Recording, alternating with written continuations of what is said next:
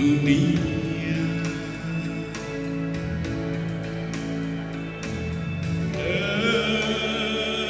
Engkau rela disalibkan demi seluruh manusia.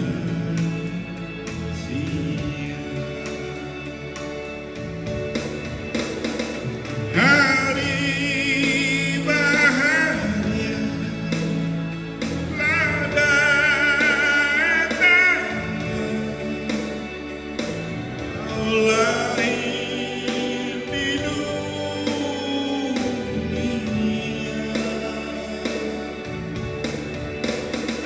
Kau datang, kau datang, kau menebus dosa.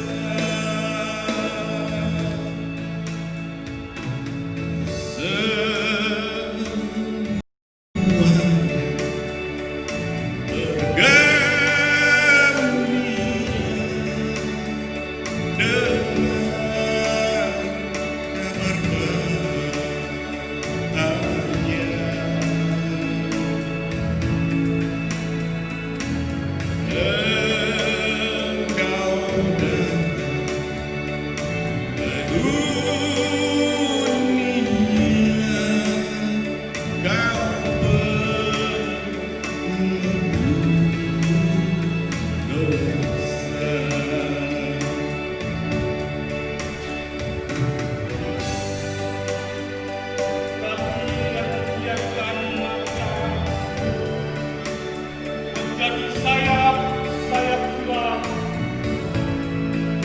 yang membiarkan bulu menjadi pedang api,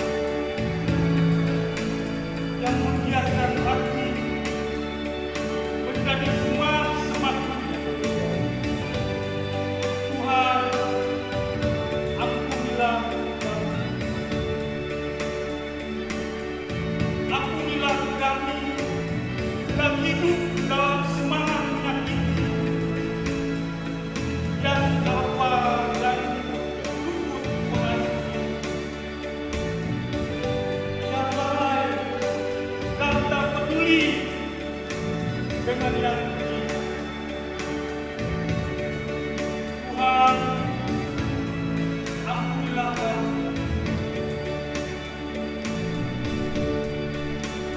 Jangan biarkan kami kering bagai karang,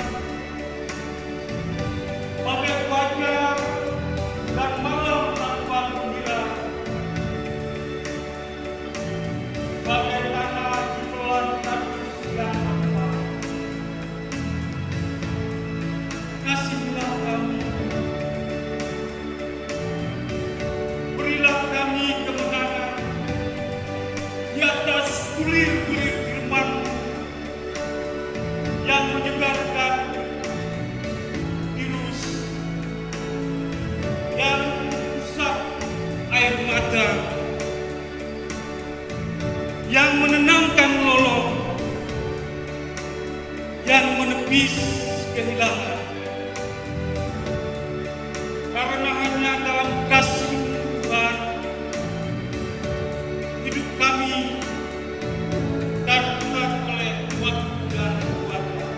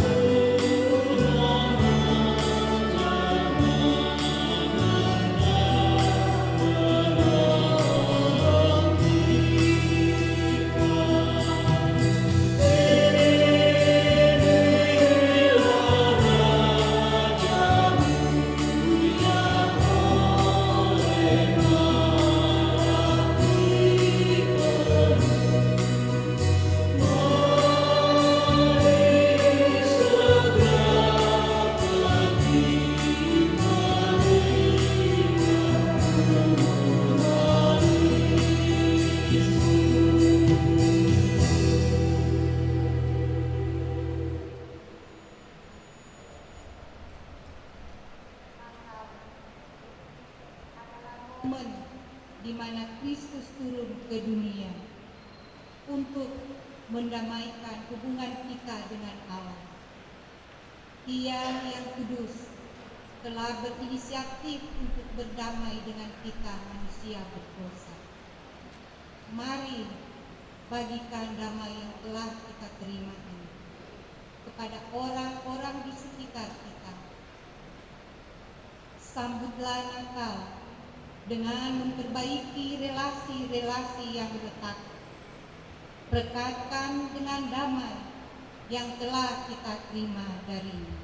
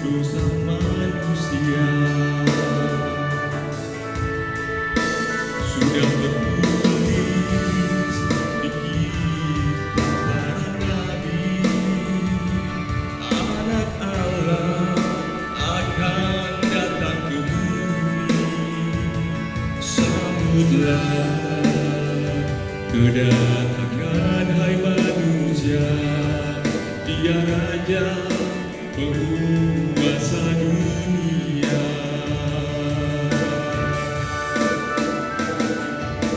Seluruh umat yang percaya sambut Yesus Putra Natal. Glory, haleluya, glory, puji Dia. Selamat Natal isi dunia, sembah Yesus Putranya, bahagia menanti sambut Dia.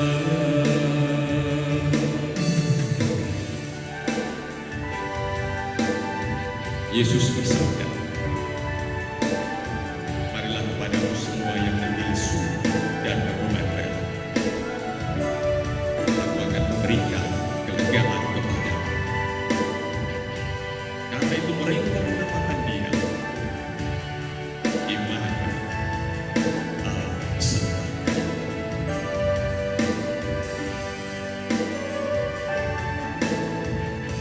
Sudah tertulis di kitab para nabi, anak Allah datang ke bumi. Sambutlah kedatangan hai manusia, Dia Raja penguasa dunia.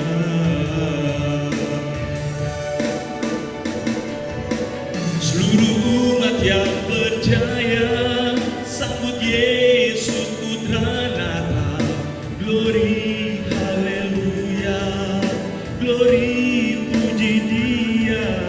Selamat Natal isi dunia, terang Kristus bercahaya, bahagia menanti sambut Dia.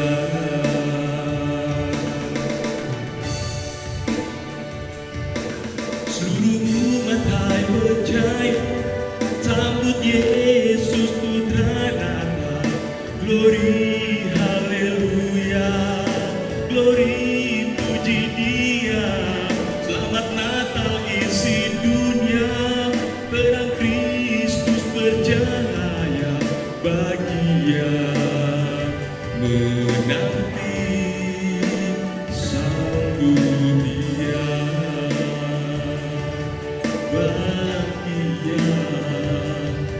menanti sambut dia.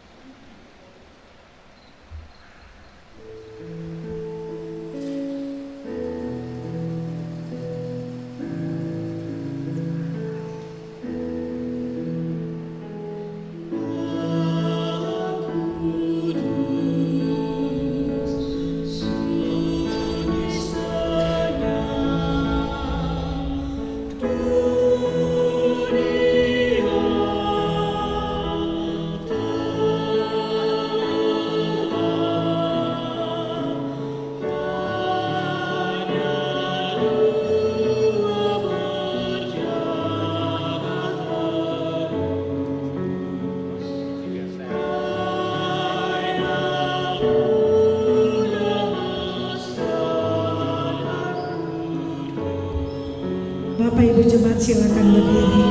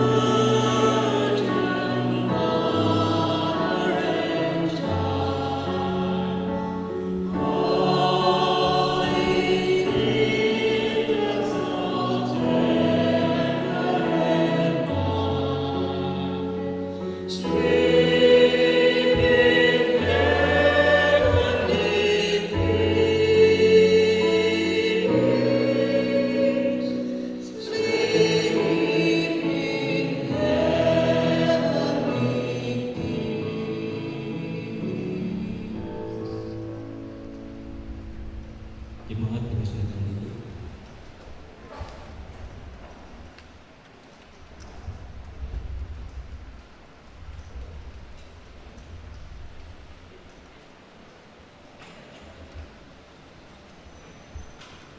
Natal adalah kisah nyata seorang raja di atas segala raja yang turun ke bumi untuk membebaskan manusia dari belenggu dosa. Manusia yang dahulu menjadi tawanan dosa kini bebas dan diangkat menjadi anak raja. Sambutlah Natal dengan memberitakan kabar baik ini kepada orang di sekitar kita.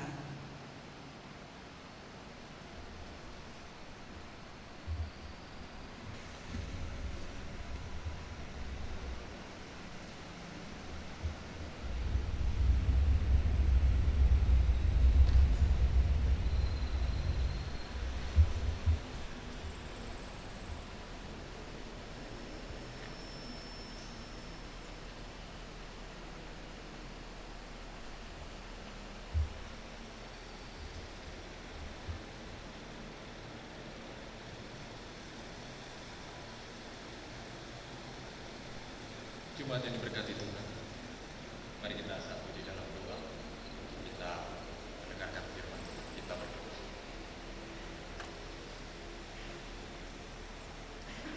Hari yang kami jalani di dalam pergumulan kami, dalam situasi kondisi pandemi virus corona yang sampai saat ini ada dalam kehidupan kami. Tapi kami percaya dalam memasuki minggu Advent yang keempat, kami tetap menghadapi setiap pergumulan kami, tapi dengan sebuah harapan, damailah kehidupan kami.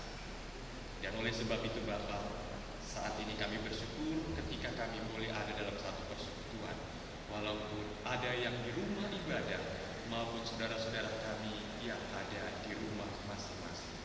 Biarlah segala sukacita Natal dalam kehidupan jemaat dan gereja kami tetap menjadi bagian dalam hidup dan kehidupan. Saatnya kami rindu akan kebenaran firman Tuhan. Kami rindu suara Tuhan untuk datang berbicara kepada kami. Kami memohon dan meminta, lengkapi dan kuasai kami dengan Roh Kudus. Hamba-Mu yang memberitakan, kami semua yang mendengarkan. Apa yang kami baca, kami dengar, bahkan kami renungkan di dalam kebenaran firman. Biarlah pribadi lepas pribadi berkomitmen kepada Tuhan untuk siap menjadi pelaku-pelaku firman. Berfirman kepada kami Bapa selaku anak-anak-Mu, kami siap untuk mendengar. Amin.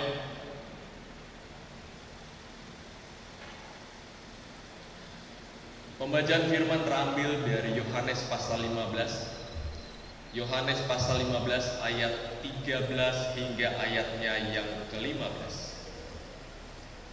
Yohanes pasal 15 ayat 13 hingga ayatnya yang ke-15.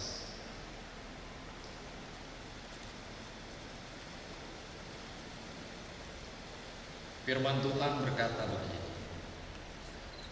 tidak ada kasih yang lebih besar daripada kasih seorang yang memberikan nyawanya untuk sahabat-sahabatnya. Kamu adalah sahabatku jikalau kamu berbuat apa yang kuperintahkan kepadamu. Aku tidak menyebut kamu lagi hamba, sebab hamba tidak tahu apa yang diperbuat oleh tuannya. Tetapi aku menyebut kamu sahabat, karena aku telah memberitahukan kepada kamu segala sesuatu yang telah kudengar dari Bapa. Dan Matius pasal 1 ayatnya yang ke-23. Matius 1 ayat 23 yang berkata, sesungguhnya anak darah itu akan mengandung dan melahirkan seorang anak laki-laki, dan mereka akan menamakan dia Immanuel, yang berarti Allah menyertai kita. Ya, shalom. Kalau saya bertanya apa kabar? Ya. Jawaban orang Kristen sebagai orang-orang percaya selalu luar biasa, baik, puji Tuhan, sehat dan sebagainya. Itu benar dan tidak salah. Walaupun mungkin cuma batuk kecil-kecil, kepala pusing sedikit, tapi tetap luar biasa. Itu jawaban orang beriman. Lebih daripada itu, ketika nafas itu luar biasa. Jadi kalau hari ini yang tidak tahu mengucap syukur itu salah.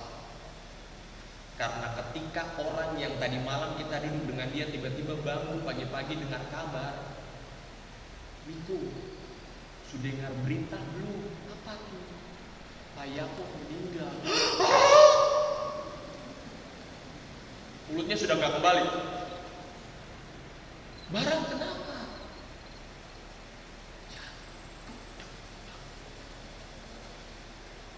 Jadi kalau bangun pagi-pagi masih bisa, jangan langsung lari cepat-cepat kamar mandi. Saya dulu dapat ajar, ketika kaki bangun pagi-pagi belum menginjak bumi ini, Tuhan Yesus, terima kasih, saya sudah ada di hari yang baru. Amin. Baru injak kaki di bumi. Itu saya dapat ajar dari orang tua. Sampai saat ini pun, biar mau pergi terlambat kan, bagi yang jangan lupa angkat, syukur dulu. Karena itu penting dalam setiap kehidupan. Banyak kehidupan kita ketika apa yang kita jalani, dia lupa. Bahkan ketika selalu mengeluh dan mengeluh dan mengeluh dan mengeluh. Andai kata orang yang punya tubuh tidak lengkap, sementara kita semuanya lengkap, pergumulan kita sama. Seakan-akan kita bilang bahwa kita yang paling menderita dalam setiap kehidupan ini. Saya angkat firman ini dengan sebuah dengan mengkaitkan dengan tema dan subtema. Artinya kalau berbicara tentang sahabat itu sangat penting. Saya percaya semua kita punya sahabat. Entah mau sahabat yang bagaimana terserah. Kalau moto orang Papua, kalau bukan sekarang kapan lagi? Kalau bukan kita pribadi lepas pribadi, siapa lagi? Yang membangun dalam setiap hubungan sahabat itu kita. Orang Minahasa, Samratulangi bilang sito timotumoto. Yang orang Minahasa ada? Tahu artinya? Tadi masuk sudah dengan orang Manado, masih tidak ada yang tahu. Tahu artinya sito timotumoto. Manusia yang sudah menjadi manusia harus bisa memanusiakan manusia. Itu moto Samratulangi, orang Minahasa. Jangan menjadi homo homini lupus, manusia yang selalu menjadi serigala bagi manusia lain. Tetapi Thomas Hobbes bilang apa? Jadikanlah kehidupan kita seperti homo homini socius, yang artinya apa? Manusia yang tetap menjadi sesama bagi lingkungan sekitar. Karena itu dibutuhkan sahabat. Tapi berbicara tentang sahabat, sesuai Minggu Advent yang keempat saat ini, tema besar sentralnya adalah sebuah perdamaian. Kalau saya tanya, Bapak Ibu ingin damai? Semua akan jawab ingin damai. Tapi kenapa selalu damai itu susah diungkapkan? Damai itu susah untuk dibuktikan, damai itu susah untuk dilakukan. Ada cekcok sedikit di jemaat, udah damai. Oh damai? Iya damai. Damai tapi ekspresinya tuh tergantung. Bisa lempar batu ke muka, nanti muka yang pecah, batu yang pecah, bukan muka, bukan wajah. Karena mukanya satu, mau damai, ya damai, ya udah damai. Oke, damai. Menjadi pertanyaan, kenapa manusia susah damai? Kenapa manusia paling tidak ingin damai? Padahal ketika tanya pribadi lepas pribadi, mau damai? Mau. Saya tahu yang hadir pada saat ini kurang lebih 1000, bahkan yang di rumah 1000, 2000 punya jawaban. Tapi saya mencoba mencari tahu, kenapa orang susah damai? Kenapa manusia susah damai? Yang pertama, karena hidup manusia itu ada miliki ego. Kalau Natal ini bukan siapa ketua panitia? Oh Pak Yosia, ya. Pak Judia. Pak Yunus. Cuma begitu. Saya pakai, tar pakai, enggak pakai. Itu manusia. Ketika diminta, apa setiap jadi ketua panitia? Oh, enggak usah. Saya bantu aja. Tapi kalau komen di belakang, ini manusia, cuman karena ego. Saya mencari tahu, orang tidak ingin damai karena benar ego manusia ada. Yang kedua, kenapa manusia tidak ingin damai? Karena dari kecil dia sudah ditanam bibit-bibit kebencian. Contoh, Mary, Andri, sini. Kenapa Ma? Kenapa Pak? Mama Papa janji ya, kamu tidak boleh main dengan anaknya Pak Iwan. Kenapa Ma? Gak boleh, mereka itu jahat, mereka itu keluarga jahat, gak boleh. Jadi ketika Mary dan Andri lewat rumahnya Pak Iwan, anak-anaknya adalah sahabat mereka.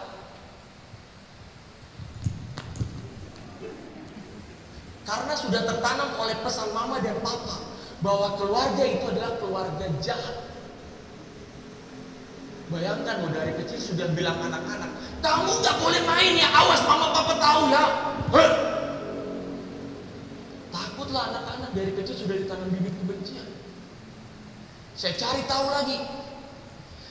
Kenapa orang tidak ingin damai, tidak hidup dengan damai? Karena yang ketiga, dia bisa menciptakan masalah, membuat masalah, tetapi tidak bisa menyelesaikan masalah. Cuci tangan. Pak, Bu, apa ibu dan bapak yang mengatakan saya begini-begini? Oh, enggak. Saya dengar dari Pak Beni. Ibu dan bapak yang bilang kan keluarga. Enggak, kami cuma dengar juga kok dari keluarganya Pak Beni, dari keluarga. Pak, Bu, benar bapak ibu menceritakan kami, mari kita duduk. Oh, enggak, siapa yang bilang? PKP, yang ibu-ibu yang tadi ngomong. Oh, enggak, mereka nggak bilang, enggak. Lempar batu sembunyi tangan. Nah ini hidup manusia seperti itu. Dan mungkin masih banyak faktor lain ketika manusia dia tidak ingin damai. Padahal hari-hari kehidupan yang dibutuhkan dari kita adalah seorang sahabat.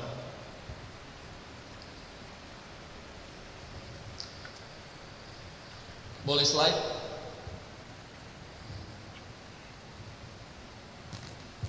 Next.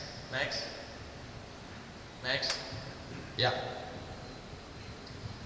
Alkitab tidak berbicara tentang surga dan neraka aja. Salah satu yang saya tulis, Alkitab itu berbicara tentang seorang sahabat. Kontekstualnya dalam kehidupan sehari-hari. Saya mengambil contoh Amsal 17 ayat 17 bilang apa? Seorang sahabat yang menaruh kasih setiap waktu dan menjadi seorang saudara dalam kesukaran.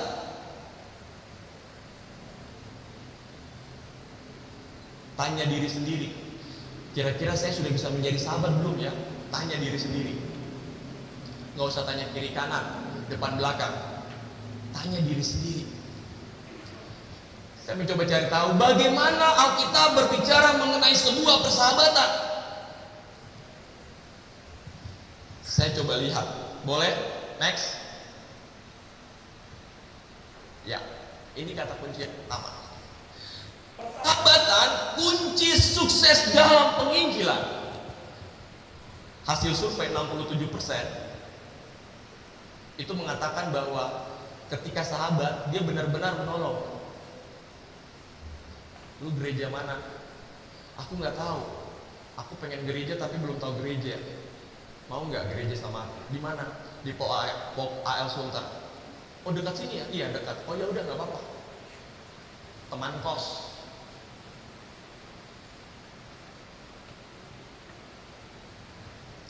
Next. Persahabatan adalah kunci sukses dalam keluarga. Kalau keluarga yang kita bangun tidak bisa suami dan istri menjadi keluarga, tidak bisa menjadi sahabat, susah. Artis-artis kan gitu. Setahun 2 tahun gak nyaman, CERAI. Amin. Gak susah kok. Ngetren sekarang. Kalau tidak bisa menjadi sahabat, langsung putus. Padahal sahabat di dalam keluarga itu penting. Kenapa sampai keluarga-keluarga Kristen anak-anak dia selalu jajan di luar, dia selalu mencari kenyamanan di luar? Karena mama dan papa mungkin tidak bisa membuat nyaman dalam keluarga. Pergi jam 5 pagi sebelum matahari terbit, sampai pulang jam 5 pagi lagi, matahari mau terbit. Bayangkan. Lalu mulai pesan ke anak-anak. Anak-anak itu kan pantau selalu cuma lihat mama dan papa. Gerak-gerik mereka tuh selalu melihat mama dan papa ketika dari kecil sampai besar mereka lihat aja. Oh iya. Suatu ketika mereka bertumbuh menjadi besar, jangan kaget. Ketika mereka sudah tahu maki, ketika mereka sudah tahu narkoba, ketika mereka sudah tahu rokok dan sebagainya, papa mulai datang. Beni, kenapa kamu ngerokok? Papa nggak pernah. Papa sangat marah. Papa nggak pernah ngajar kamu ngerokok. Kenapa kamu ngerokok? Kalau anak yang baik, Beni akan bilang, ya Pak, maaf Pak. Tapi kalau Beni milenial, wah jawabnya hebat. Papa juga ngerokok kok. Papa mau taruh di mana muka papa? Mama juga bilang, Mary kenapa kamu maki? Mama gak pernah ngajar kamu maki, kamu paling jahat, kamu kurang ajar. Kalau Mary yang baik, Mary akan bilang, oke Ma, minta maaf. Tapi kalau Mary milenial, Mary jawab, sering kok lihat Mama tuh berkelahi dengan tetangga sebelah, maki, bawang merah, bawang putih. Wah, banyak Ma. Mau taruh di mana muka Mama? Next. Seorang sahabat dia selalu berada di saat yang tepat. Dan ini sungguh luar biasa. Maaf, persahabatan adalah kunci sukses dalam sebuah kepemimpinan. Saat corona nih, ketika pemimpin dia memimpin, minimal satu hal, dia mempunyai jiwa melayani. Karena sudah tidak bisa diktator, otoriter dan sebagainya sudah tidak ada. Jiwa sekarang jiwa yang melayani.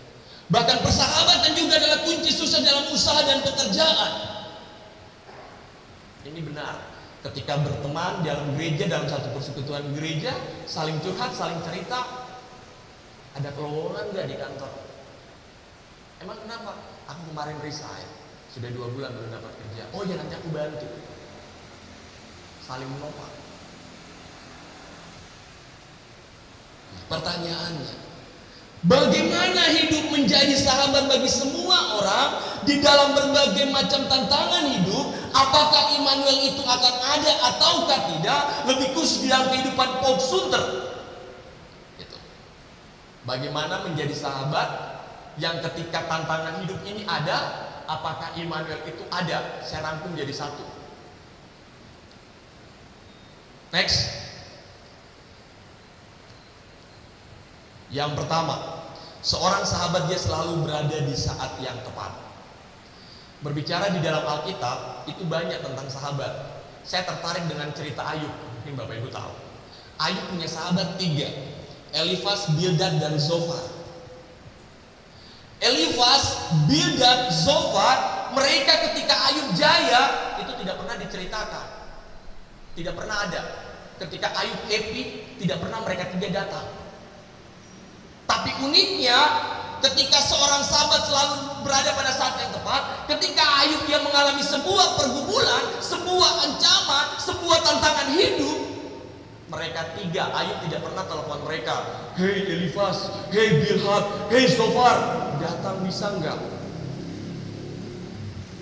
Mereka 3 mungkin mendengar kabar dan mereka 3 langsung datang. Beda dengan kehidupan kita. Bu Joko bisa datang nggak? Kapan Bu? Sekarang ke rumah. Oh ada apa Bu? Enggak, kebetulan aku dapat berkat. Boleh ya datangnya kita belanja-belanja. Oke Bu, 1 menit aku udah nyampe kok. Woi 1 menit loh. Bu Joko bisa datang nggak? Kenapa Bu? Aduh aku mau curhat, aku udah beban gumul. Oh iya Bu, nanti bisa 1 jam 2 jam lagi nggak aku datang? Ya udah nggak apa-apa Bu. Sejam, 2 jam, 1 hari, 4 minggu.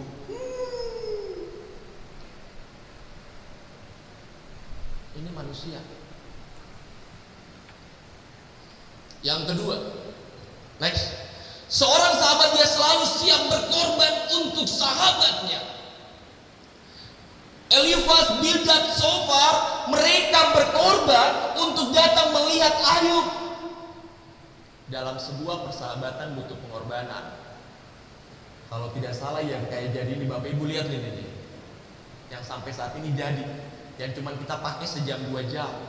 Pengorbanan waktu, pengorbanan tenaga, pengorbanan materi, pengorbanan banyak hal. Walaupun dalam situasi kondisi seperti ini, tapi ini nih, salah satu bentuk pengorbanan. Tapi manusia selalu ngomongnya di belakang. Panitia sudah capek, majelis capek, semuanya capek. Gitu aja. Kurang bagus. Parah. Tahun depan harus bikin lebih bagus. Bapak siap ya panitia? Oh enggak, saya cuma pantau. Ini pengorbanan. Pengorbanan yang cuma cerita-cerita orang, yang cuma lihat orang dan sebagainya. Dan yang ketiga adalah next, seorang sahabat dia selalu siap ada di sampingnya. Yang tadi saya katakan, mereka selalu siap. Ayub ketika dalam pergumulan selalu mereka ada. Dan yang terakhir, seorang sahabat dia selalu siap untuk mendengar. Jemaat ini semua kita ada dalam pergumulan. Satu hal yang dimiliki, kenapa Tuhan menciptakan kita punya telinga dua, paling banyak kita lebih baik mendengar curhatan orang, cerita orang dan sebagainya. Oleh sebab itu persekutuan yang diberkati Tuhan, saya mengibaratkan ketika kehidupan kita, pergumulan kita, dalam setiap tantangan hidup kita, corona yang dari bulan Maret sampai dengan saat ini itu sangat luar biasa. Pergumulan keluarga, pergumulan jemaat, pergumulan gereja, pergumulan di kantor banyak. Tapi saya mengibaratkan ancaman ini bagaikan 3 hal. Telur, kentang, dan juga kopi. Ketika ketiga hal ini adalah mempunyai keunikan masing-masing. Telur ketika dari luar dia kelihatan keras, lembek. Ketika disentuh sedikit, plak, dia bisa pecah. Kentang dia keras, kopi dia biasa-biasa saja. Tetapi ketika 3 hal ini dimasukkan dalam satu wadah, yakni air panas, apa yang terjadi? Telur yang tadinya dia lembek, dia tiba-tiba direndam dalam air panas, dia keras.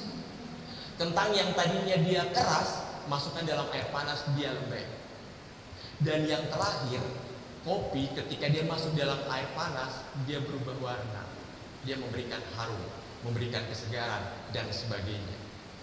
3 hal ini adalah kehidupan kita. Ada yang seperti telur, yang sebenarnya dia rapuh. Dia punya pergumulan, dia sudah tidak kuat menghadapi ini. Tapi ketika air panas ini, wadah ini yang betul-betul masalah banyak, tantangan banyak, tetapi dia kuat, tetapi dia tegar. Dari luar dia rapuh, tetapi sebenarnya dia kuat, dia mampu dan dia bisa. Ada yang seperti kentang, dari luar dia gagah, dia bisa kok menghadapi segala sesuatu. Tapi ketika masalah datang, dia kayak kentang, dia rapuh, dia lembek. Tapi ada yang kayak kopi, dia selalu memberikan kenyamanan, dia selalu memberikan warna, dia selalu memberikan sejukan, dia selalu memberikan karuman. Walaupun pergumulan banyak, tetapi dia tetap aman-aman aja. Orang tidak tahu dia punya pergumulan, tapi dia tetap bisa membantu orang, menopang orang, memberikan semangat bagi orang. Karena itu, Immanuel, Allah beserta kita. Inilah kehidupan kita. Penyertaan Allah dalam setiap kehidupan kita bagikan 3 hal yang tadi saya sebutkan. Artinya, penyertaan Allah, Immanuel, Allah beserta kita, berarti tidak membuat segala sesuatunya menjadi mudah. Allah menyertai kita, tetapi tetap pergumulan kita ada. Tetapi Allah tidak pernah meninggalkan kita.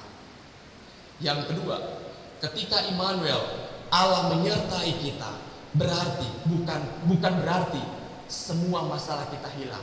Tidak. Allah beserta kita. Masalah kita silih ganti. Satu masalah selesai, datang lagi masalah lain.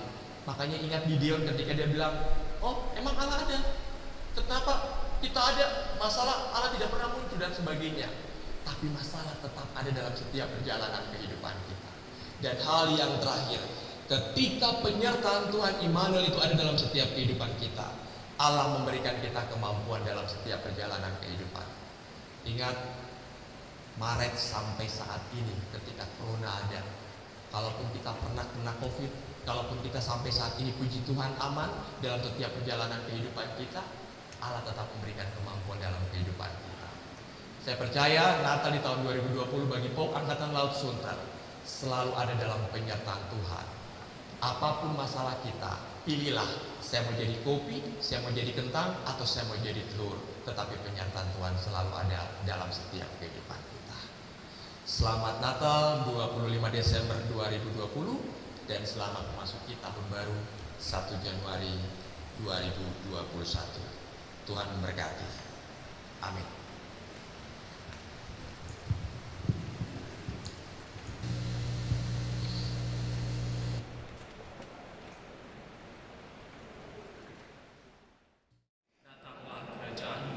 Jadilah kehendak-Mu di bumi seperti di surga. Berikanlah kami padaku makanan kami yang secukupnya, dan ampunilah kami akan kesalahan kami, seperti kami juga mengampuni orang yang bersalah kepada kami. dan janganlah membawa kami ke dalam pencobaan, tetapi lepaskanlah kami daripada yang jahat. Karena Engkaulah yang mempunyai kerajaan dan kuasa dan kemuliaan sampai selama-lamanya. Amin.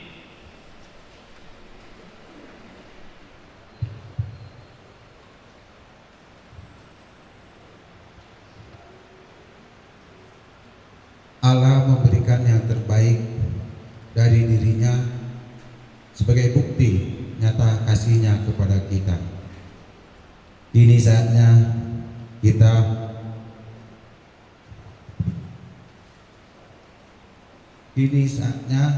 kita membuktikan kasih kita kepada Allah dengan menilai kasih-Nya.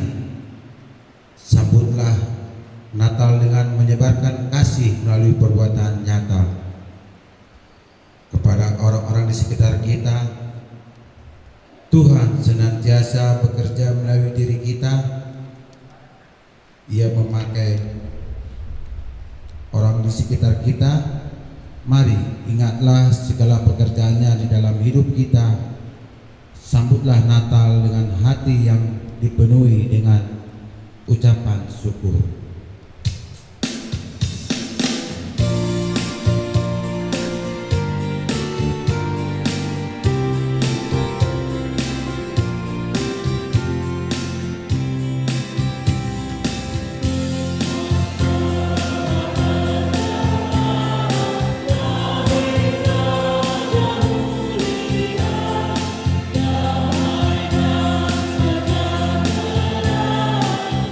Turun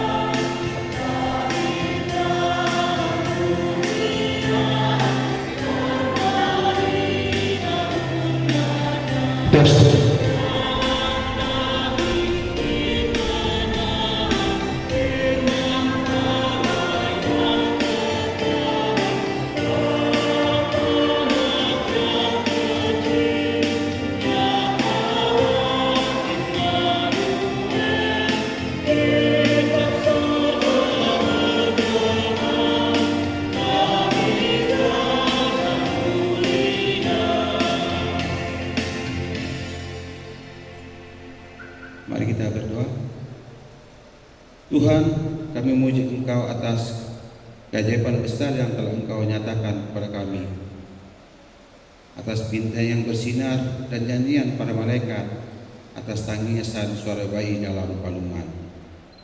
Terpujilah Engkau Bapa di atas segala raja, Engkau bertahta di hati kami. Kami bersyukur atas kelahiran-Mu yang memberi pengharapan di tengah dunia yang gelap ini. Oleh karena Engkau mau datang merendahkan diri-Mu sendiri menjadi sama seperti kami manusia, agar kami diselamatkan.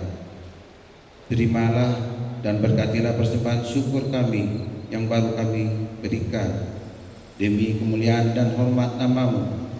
Kiranya persembahan yang telah kami berikan ini dapat menyenangkan hati-Mu, dan berkatilah jemaat-Mu yang ada di tempat ini yang telah memberikan apa yang mereka berikan bagi hormat dan kemuliaan nama-Mu. Berkati persembahan ini kami ya Tuhan, untuk menyatakan kuasa-Mu sampai selamanya. Tuhan Yesus berkati. Amin. Silakan duduk.